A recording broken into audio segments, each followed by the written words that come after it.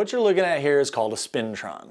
And a Spintron is a little different than what most people are used to. They're used to seeing an engine sitting on a dyno, where the engine runs and it powers an absorber and the dyno tries to restrict the engine and it measures power, torque, all that kind of stuff. The problem is the dyno can be a little bit dangerous if you haven't done things right inside the engine, so the way you find out if you have a good engine or a bad engine is whether or not it makes it through the dyno session.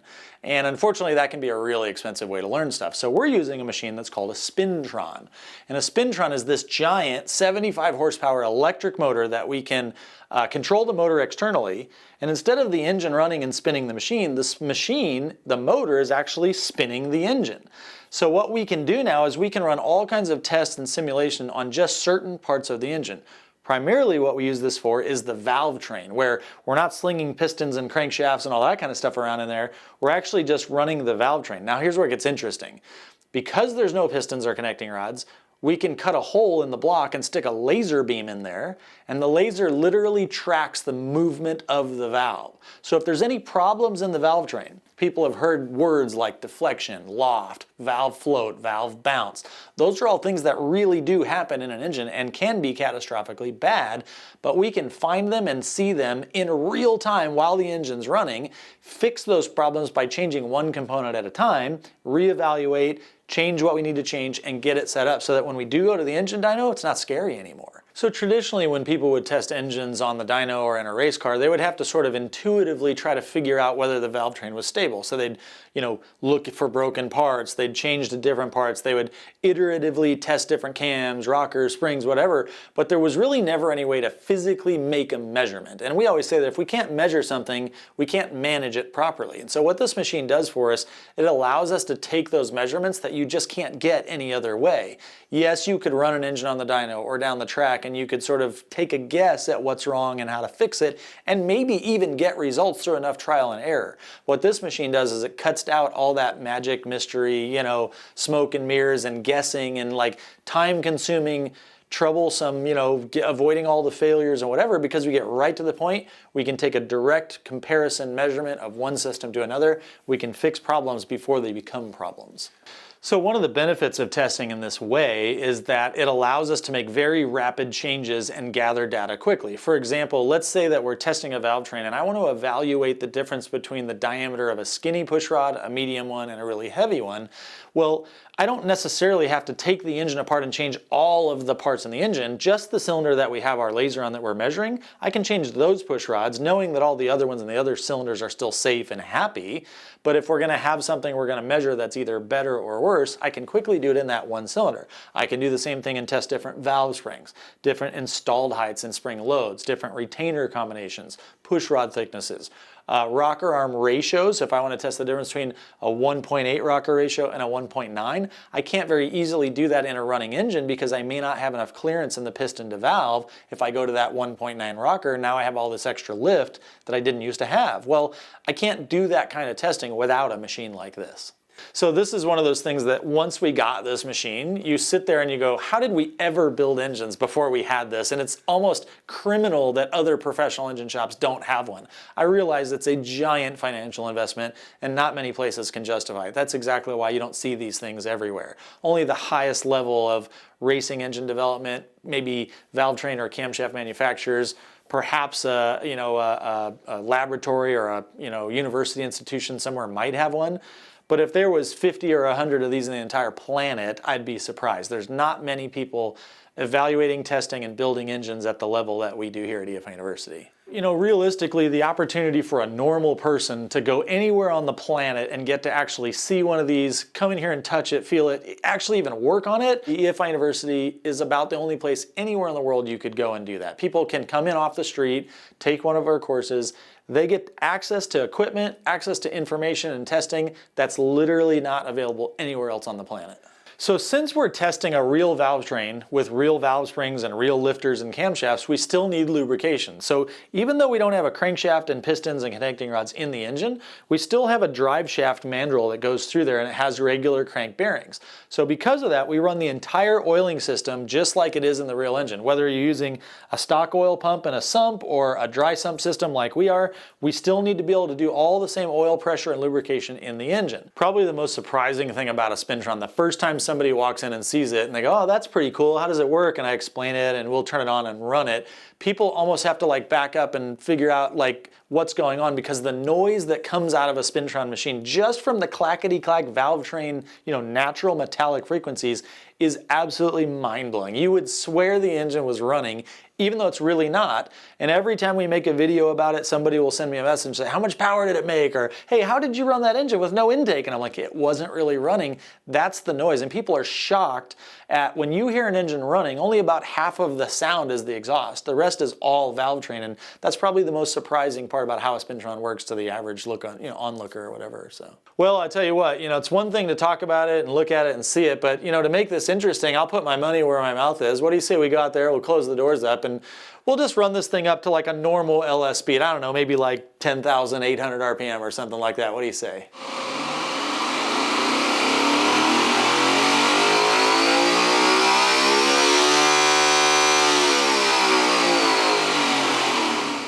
So first and foremost, what makes our Spintron different than any other one on the planet is that traditionally a Spintron machine was supplied with a data acquisition system and some kind of control system to run it.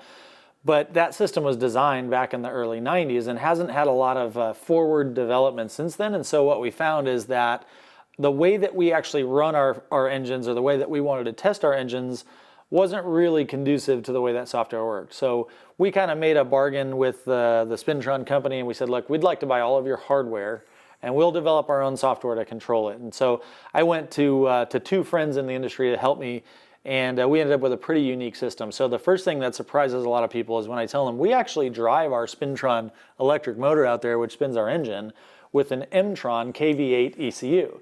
Once we proved that it could work, then Scott and the boys at M-tron actually wrote us custom firmware so that not only can we drive it easily with our ECU, but we could even take like a data log from a racing event and recreate that and simulate that race event on our Spintron machine. So it's one thing to just roll the thing up and take some data. It's another thing to go through the shift points and burnout or whatever. But for example, if a customer was having trouble with an engine within a certain area, we can now have the ability to reproduce the same way it ran in the car on our Spintron machine.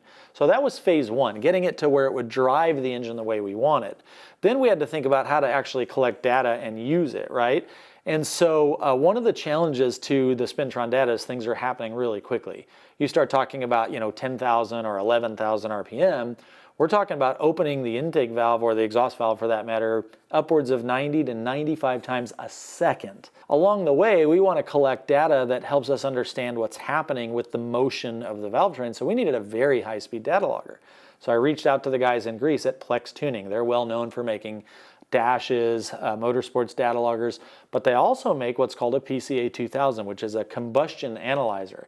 They're normally used to take sensors that we put inside the combustion chamber and measure cylinder pressure over every single crank degree while the engine's running. And I called them up and I said, well, couldn't we just take the data from a laser that was watching a valve? And they were like, yeah, we think we could do that. So they've developed custom firmware and software for us to be able to use their combustion analysis tools.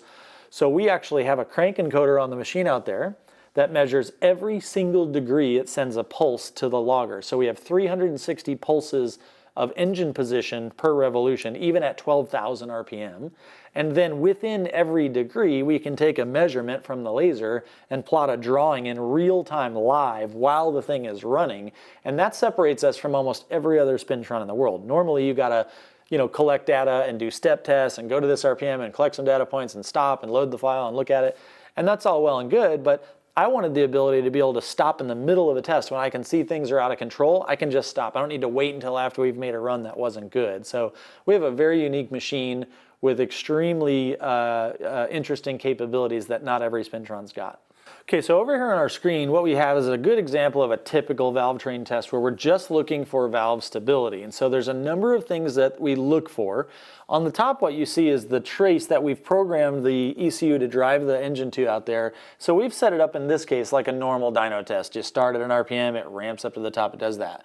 But what's really important is the data that we're going to look at down here is at each RPM, what we learn is that there quite often is a difference between what we've measured on the bench. So I can take a a camshaft, I can put it between centers and measure the lobe, the duration, the amount of lift it's got, whatever. We can calculate based on the rocker ratio how much lift I should get at any point along the way on the valve. That's a nice idea, but that's not what really happens in real life, because in real life, you might accidentally bend your push rod or flex the rocker arm or the bolts into the head. And so what we'll do is we'll collect some data here in real time. So this green line that we're looking at here represents the trace of the valve opening, coming to maximum lift, and then closing over here at 1,000 RPM. Now the thing is, at 1,000 RPM, there's not a lot of force being generated in the system, so the behavior of the valve quite closely follows the behavior we might see if we measured the camshaft on the bench, or maybe from degreeing it in with a degree wheel in an actual engine. Where things start to get interesting is when we start revving the engine up. So as I scroll through here in the RPM range, you can see some things happening. Like down here, what we notice is that the yellow line represents the actual valve motion that we saw during that test, not the theoretical what it should have been. So what we really see here is an offset or a delay in our system because we got a bending and a deflection on the opening side. But when you take this pen, for example, and you try to bend it, at some point it's like a diving board and it's going to come back. And when you can see as we come over the nose here, now we're at 9,066 RPM, it tends to fling that valve off of the nose of the lobe of the camshaft, and we get a phenomenon that we call valve loft. So we're lofting over the nose at that point. We're actually getting more lift than we thought we were going to get in real life. Now that can be really hard on parts if we're not careful, so we have to keep a close eye on it and make sure that it comes down and it lands smoothly.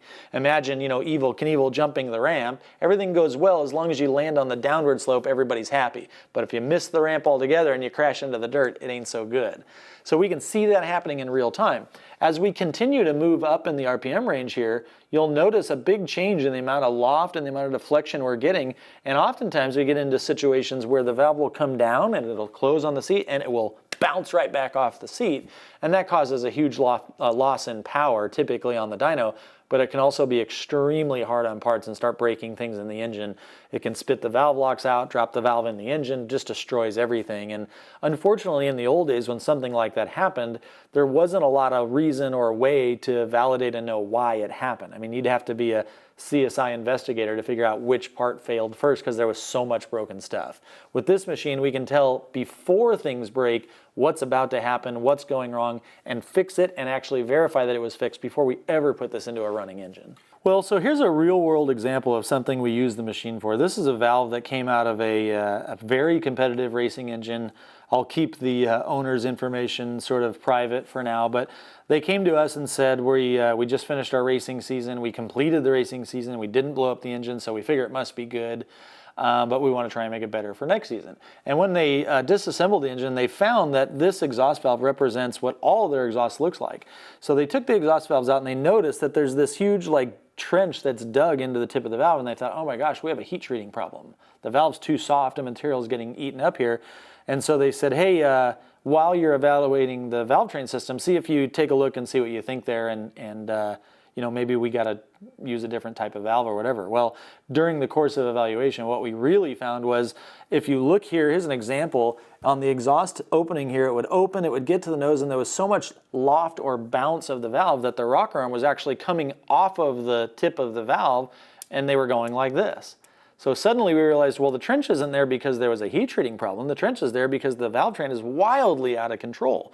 This is happening here at 7,800 RPM, even though on the racetrack they were going to 8,300 RPM. So they were just destroying the valve train without even knowing it. Remember, this engine ran all season. They took it apart and thought, oh, that's weird, we have a hardness problem. No, you have a valve control problem. So we were able to take that information, make a change to the camshaft profile, the valve spring package, the shims, the retainers, made a bunch of changes, came back. It's absolutely beautiful, way past 8,500 RPMs now, so that next season when they go race, they can race with confidence that this kind of stuff won't happen again. Without a bunch of guessing or just trial and error and changing tons of parts over lots of different, combinations and potentially having engine failures, it would be virtually impossible to solve a problem like this without a machine like this. There's just no way you would get there by guessing and changing parts. You'd eventually break stuff, something else fails, and they'll move on and try other stuff. You just never get there. So today what we have on the Spintron is an evolution of a package that we've run a lot. This is an LS-based engine, LS7 type engine that we use for a lot of our testing, but we had a company approach us, Frankenstein Engine Dynamics, that makes a lot of custom cylinder heads out of Texas, and say we'd like to do some third-party evaluation and testing and validation. And so we took their cylinder heads and their rocker arm package and their stuff and compared the stability of their package to stuff that we would normally have. And so the first step was to find the speed limit of the package. In other words, what is the maximum RPM that we could safely run with this package before somebody would really get into trouble? And so after we found that limit, which was quite high, by the way, we decided to start experimenting with different parts to see if we can make it better or worse. So one of the biggest offenders in the valve train system in terms of loss or deflection is the push rod. In a V8 engine, there's a long distance between the camshaft and the lifter all the way up to that rocker arm, and the push rod is just a piece of metal that connects the two. But these things can be bending and flexing all the time, and so without a Spintron, we don't really know that. So for example, what we did is we started with a fairly good sorted known package that we typically run and adapted it to their cylinder heads, found what the speed limits were and where the limitations kind of restricted us from going any higher. And then we picked a common value. For example, in this case, what we did today was we picked 10,000 RPM. And what we wanted to do was measure the camshaft duration on the bench. This one happened to be 280 degrees of duration at 50 thousandths of an inch.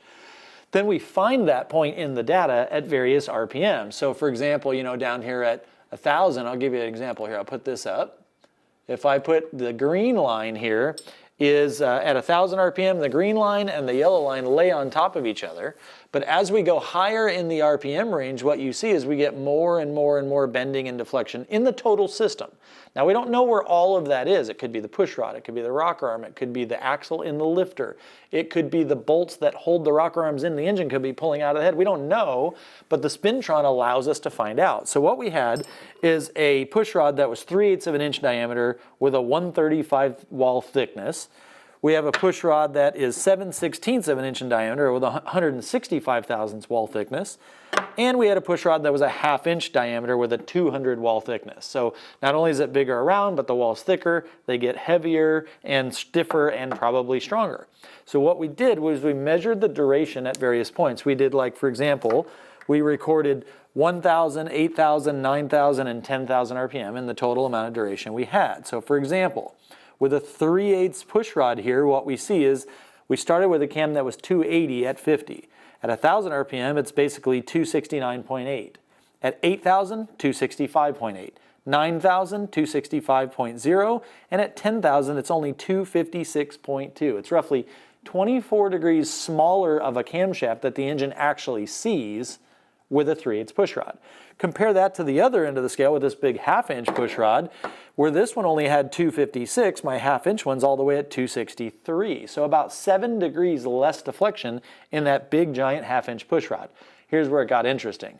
Compare the 1/2 inch push rod to the 7/16, and there's less than a 1/2 degree of difference in deflection between the 7/16 and the 1/2 inch. What that taught us was that a 3/8 push rod really wasn't adequate for the job. The 7/16 was absolutely enough to get the job done, and at the end of the day, the 1/2 inch push rod in this application didn't provide a lot of benefit.